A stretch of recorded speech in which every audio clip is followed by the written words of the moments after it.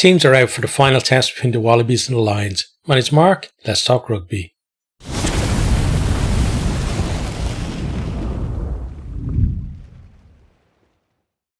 This series may have already been decided, but there's still a lot to play for in this final test. You have the Lions going for, a clean sweep. Hasn't been done in, since I think 1927 when 4-0 against Argentina. So, and then like a long time since they've won 3 tests as well. But that was back when there was actually 4 tests in the series. But, Lions series or tours shrinking every time. And, it's a long time since we've had 4 tests. But yeah, that's, a bit of history for them to go for. And also Australia, they're not going to want to get whitewashed themselves, going to play for pride, but also, they're going into the rugby championship soon, and what a, great way to go in there on the back of maybe, a win against the Lions as well. So, big important game, I think, for both of these teams. Obviously, if Australia had won that second test, it would be an absolutely massive game in comparison, but still it feels like a big game. Australia not going to see the Lions now for at least another 12 years. I say at least because we don't know if the Lions are actually going to change their format in terms of whether it's just going to keep cycling, Australia, New Zealand, South Africa, or they're going to actually, switch it up, put somebody else in there. We know that France are, kind of muting, talking about maybe potentially a Lions tour of France, which would be absolutely amazing.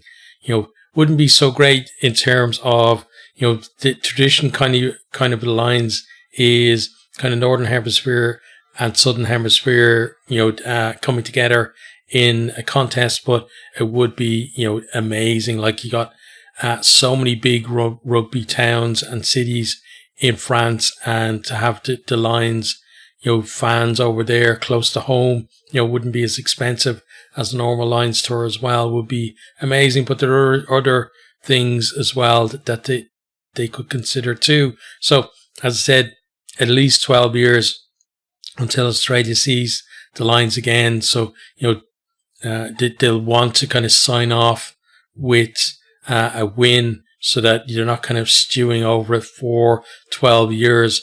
But let's get into the teams. We're going to start with the home team, Australia. So 4 changes to the starting team made by Joe Schmidt. So first of all, the front row is Slipper, Porecki and Tupou. So no Alan Alatoa. He's out injured, so he's a big miss. But Tupou, he played in the Pacifica, right? He played in that game, the Tuesday game last week, and looked very impressive. So he gets a shout in there at tight head. So the Lions may not have it all their own way in the scrum, certainly in this one. And, Slipper and Porecki have been decent. And you have to, again, yes, Australia have lost the first 2 tests, but they haven't been far off. Like, other than really the first half of the first test, like, Australia have been competitive the rest of the series. So, and these guys in the scrum as well have held their own pretty impressively for the most part too. The Lions haven't been, like, the Lions had got a bit of a nudge in the second test, but not like completely dominating them or anything like that.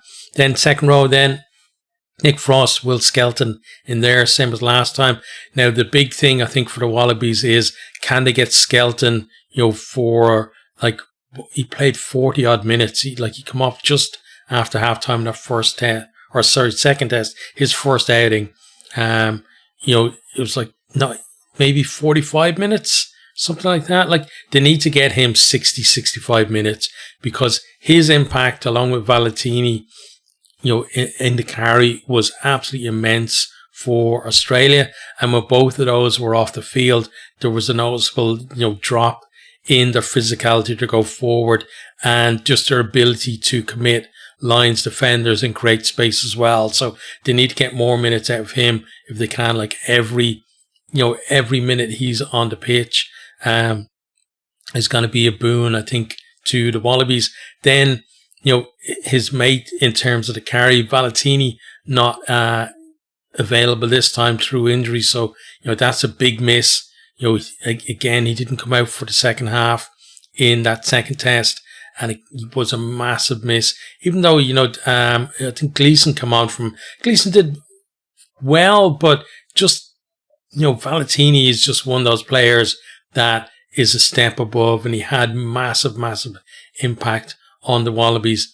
And, Hooper coming in is still a decent option in there, but just a very different type of player. He's not going to carry as hard as Valentini.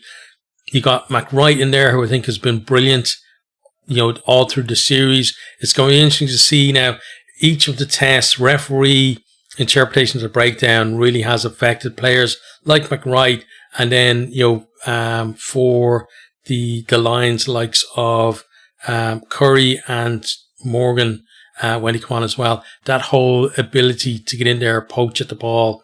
We've seen some interpretations of almost not allowing a poach at the ball. It's some referees have been very strict about seeing very, very clear releases in the tackle, and basically just saying hands off the players all the time, even if they felt like they had rights at the ball as well. Whereas I think like the last time there was more chances to get in there, get over that ball, and we saw more turnovers happening, more penalties given. So we'll see which side it falls on in this one. But McWright, he's so good at the breakdown, such a big threat as well. The Wallabies really, it's just for them, it's about getting him in those positions when there's something on, rather than, a lot of it's been kind of around near their own post, near their own 22. But if you can get him in the midfield, turn the ball over, and then they get to move it quickly, we know there's space out wide against the Lions, and Wallabies exploited that in the first half of that second test, and somebody like McWright on turnover ball can absolutely help them do it again in this third test. Then Wilson, captain there in the back row at 8, he's been brilliant all through the series, and not expecting anything less from him really in this one. Then into the halfback, so Nick White is preferred over Gordon. There's what they're saying basically is Gordon has been rested for those back-to-back games against the Springboks, and trying to keep him fresh for that. So Nick White, possibly his last time turning out for the Wallabies as well in this one. Not guaranteed. He might, if he's basically, I think it depends. Is he in the picture for the Rugby Championship or not? If he's not, then he probably will, hang up his Wallaby shirt after this. But he's a decent player. You can be sure there's going to be entertainment. His interaction with the referee, he's one of those players that speaks a mile a minute and always has something to say, and always chirping at the referee. And I don't mind that. There's a lot of kind of nines like that. Even here in Ireland, like Craig Casey would be kind of a very similar scrum half, I think, in that regard. Then you got Lina there as well at 10. So Lina starting all 3 tests. So definitely going to be, massive for his development. I think, it may not show immediately, although he did improve a lot between that first and second test. Excuse me. I think it is going to help him in terms of just nailing down that 10 shirt for the Wallabies and kind of improving his game as well at test level. Then we have Peach. I think I'm not sure how to pronounce his name, but he's in for Harry Potter there on the wing. Potter had to go off in that second test injured, so they drafted him in there. Then the centres, Ikitau and Suilihi, continuing there. They've been good. They're much better in the second test than the first test, and I'll hope that kind of trend continues in the third test, and they're able to kind of inspire their team to a victory there as well. One of the Wallaby players of the series for me, Jorgensen, quieter in the second test than he was in the first test, but really good in that first test all the same. And again, if he gets a chance, he's going to take it. And the good thing about him as well is he doesn't just kind of sit back and wait for the game to come to him. And then you got Tom Wright there at fullback as well, who he got a try last time, right?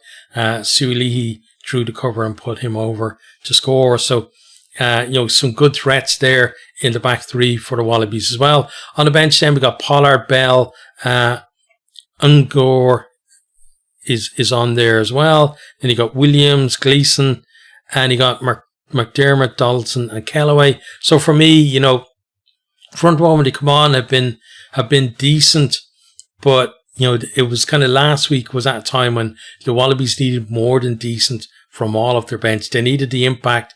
I thought the Wallabies had the best impact of the two teams, or the better impact, obviously, because you're comparing two, but the better impact of the two teams in the first test, but it kind of flipped in that second test. So now they need these guys really to step up. Interesting as well, McDermott and Donaldson, I think both have been very good off the bench, especially again in the first test, but neither of them, I was surprised neither of them actually have gotten a start through the series as well, but expect them to contribute when they do come on.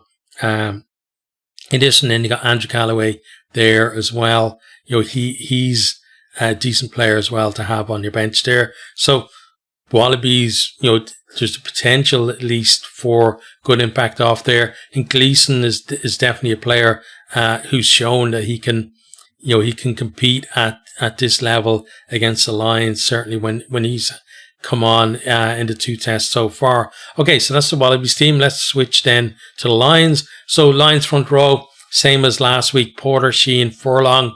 They went really well in that second test.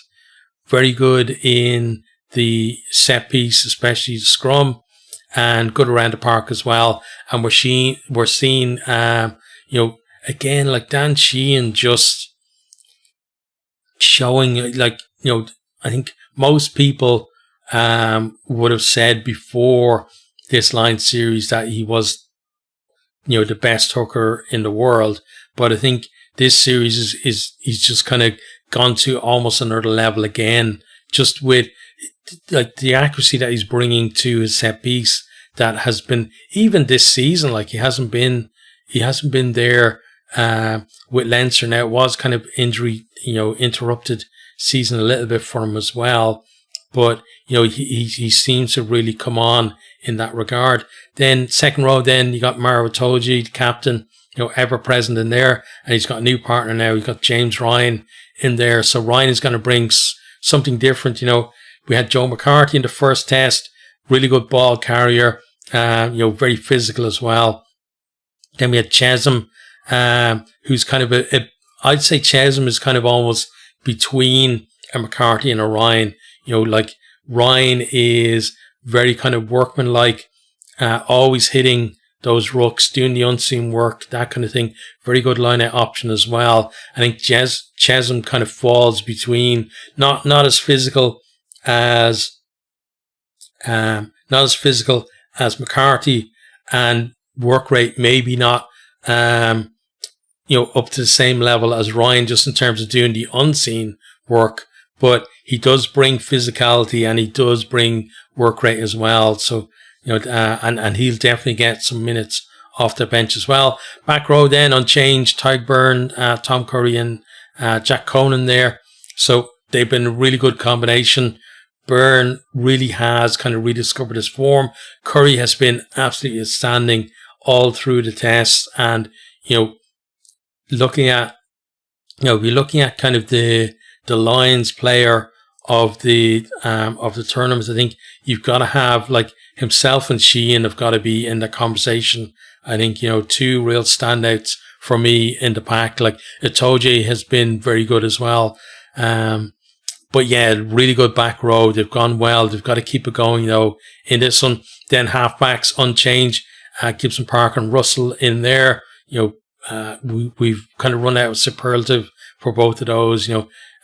Gibson Park just so quick in terms of not only moving the ball, but moving the ball almost all the time, making the right decision as well in terms of that. Like, so speed of action, but also speed of thought for him. And then Russell, we talked about his maturity and his game management coming on so much as well. And we're probably going to have to see more of that in this one, I think, if the Lions are going to win 3-0. Then we've got Blair Kinghorn coming onto left wing instead of James Lowe, who's been, kind of out of form really on this tour.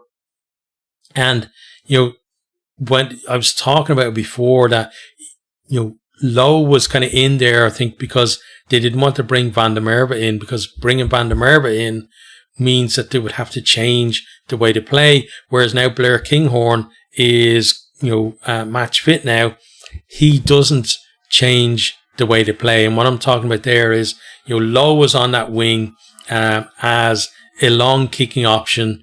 And also, first of all, defensive side of things, his ability in the air and his ability to be kind of a playmaker, not just a finisher as well. Whereas I think Van der Merwe is a really good strike threat, and we've seen what he can do. Absolutely worldly tries that he can score, but maybe all around game, and certainly he doesn't have a kicking game, really to talk about. For a big guy as well, not as competitive in the air as maybe he should be. Maybe just that getting that bulk off the ground is a bit difficult. And defensively as well, there are some question marks there for him. So bringing him in, you'd have to change, I think, the way the Lions are playing. Whereas Kinghorn, you don't have to, because he has that kicking ability. He's a really good playmaker. He has the pace to threaten. He's really comfortable, like, bringing that ball to the line and making, like, last second, like split second decisions, either to go for the gap or give that pass or put a little kick in behind. He has all of those tricks, and he's a really good playmaker as well. So bringing him in for Lowe is not like exactly like for like, but he can do those things that the Lions want their left wing to do. So I think a really good option to have him there. Then centres, Bundy Aki and Hugh Jones continue again in there. I thought they did well in that second test, especially given that they haven't had that much game time together. Expecting that partnership to be much improved in this one as well. Tommy Freeman then again, I think, is a bit lucky to be still there on the right wing. Matt Hansen hasn't recovered from injury, so he wasn't an option in there. And I don't think they were going to put Van der Merwe on his wrong wing. And Darcy Graham is out too. And Kinghorn, when he does come in, generally he's on the left wing anyway. So, but I think Kinghorn was going to come in for one of the wings, and given what his game is, it made sense for him to come in for Lowe, I think. But yeah, Freeman, I'm hoping now that because he's had a fantastic season and just kind of, tailed off at the wrong time really for him in terms of his form. So I hope that he hits form in this and he gets himself, a try or two out of as well. Hugo Keenan has just gotten better and better through the test series, and, whereas before the first test, I was kind of very worried about him, like, being the 15, not because of the player that he is, just because getting over illness, looked very kind of leggy, and the handling skills, timing, etc. wasn't there, but it's coming and he's getting so much better as well. So I think we're going to see the best of him. And as well with Kinghorn there, Keenan's ability just to come late into the line with somebody like Kinghorn out on the wing, that could be a chance for Keenan. He scored that try, to wrap up the series. We're going to see him getting another try in this one as well. Just again, that combination of his ability to pick those lines and come late, and really not, because he's coming late, then the defense isn't set for him. And Kinghorn's, again, his ability to spot things like that and to give the ball at the very last second as well. You could see, Keenan just zipping through a gap, kind of similar to, he scored a try there a couple of years ago for Ireland off I think it was like a goal line dropout where I think it was against France? I think it was against France, where I think it was Porter or maybe Beelum popped the ball off to him, and he came on a late line straight through a gap, and then a nice little step and over to score. Maybe something similar we're going to see in this test as well. Bench then, Keller certainly got better in the second test.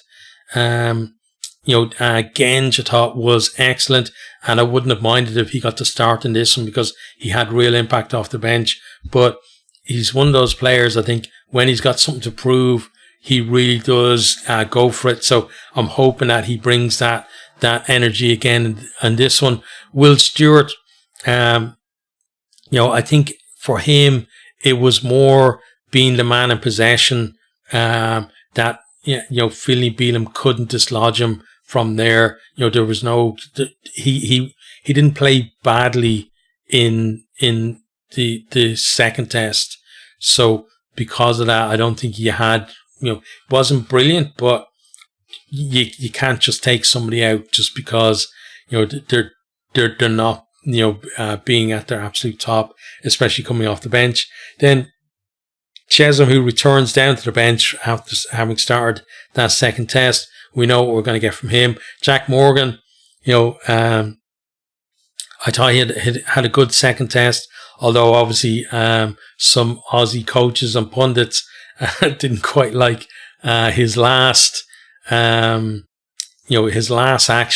in that second test. But I think honestly, and I think people who've watched the channel for long enough know that I'm honest enough about these things that I didn't see anything wrong with what he did.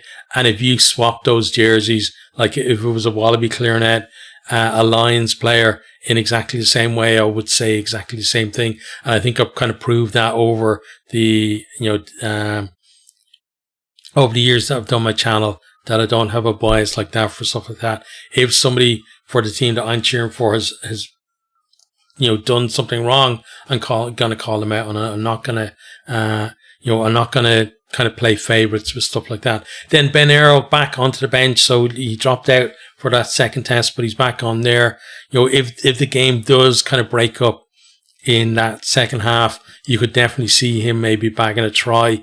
And as well, I think one of the reasons why he's on the bench is because they've gone 6-2 on the bench, but he can slot into the centres if needed. Then you got Alex Mitchell and Owen Farrell there on the bench. I'm sure there are people that really didn't want to see Owen Farrell involved at all in the match day 23, but he comes on, he does his thing, and he contributes well. He did get kind of smashed by somebody though. Who was it? Trying to think actually. I can't remember who it was, but certainly one of the Wallabies smashed him at one point where he tried to go in for a tackle or something and just got absolutely smashed backwards. But other than that, did pretty well. And again, we've talked about before that the fact that he gives an option that I don't think Marcus Smith or Finn Smith do at this time in their career. Marcus Smith really is kind of almost a Hail Mary type thing coming off the bench. But when you've got Finn Russell in there as well, he can do that kind of stuff as well. You're not really, when you want to see a different picture or you want to do things differently, having a very similar 10 on the bench isn't going to help you there. So I think that counts against him. And then Finn Smith kind of showed in this series that he struggled, when the need was there to really control games and steer his team home, he struggled with that. Now, I still think he's an excellent player. His ability to make the players around him look so much better means that, he's going to be, hopefully a player who's going to be around for a long time at test level and back in the lines as well next time around. But for now, he's got to add that extra little bit to his game, but that's going to come to him with experience as well. And the same way that it has for Russell, with Russell, that was the question previously was, was he able to provide that control and work within a system? And put, when things are really up against you and you've got to steer your team home, can you do it? And he's brought that to his game over the last few years. I think Finn Smith is going to do that in the future. He's too good a player not to, I think. And he's so good at kind of picking things up and learning things as well. I think he's going to do that. But yeah, it's two decent teams, again, going head to head in this one.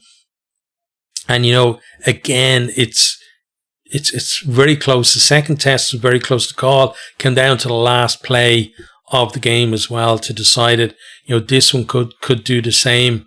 And, we've seen as well that just because a team start well and get a bit of a lead does not mean the test is over. I think that's going to be, a similar situation as well on Saturday for that final test. Whichever of the two teams get a decent start, I don't think the other team will see themselves as out of it, because we've seen the evidence from the first two tests that coming back is possible, and from the second test coming back and winning is possible as well. Lions were down 18 points at one stage in that second test, so and both teams will take heart from that, because the Wallabies came close in that first test, and if they had done something similar to the way the Lions did and just started a point scoring earlier, if they'd done that, that the Lions got 2 tries in kind of the 5 minutes before half time, that really did bring them back into that second test. So if the Wallabies can do something similar to that as well, they'll feel like they've got every chance of winning. So yeah, it's really looking forward to it. It's been a good line series. Comparing it to, it's hard to compare it to past Lions series because it's been so truncated, and it really does feel very short this time. But in terms of the test series, I think it's been excellent, and hopefully we sign off with the best of the trio in this final test. But let me know what you think down in the comments.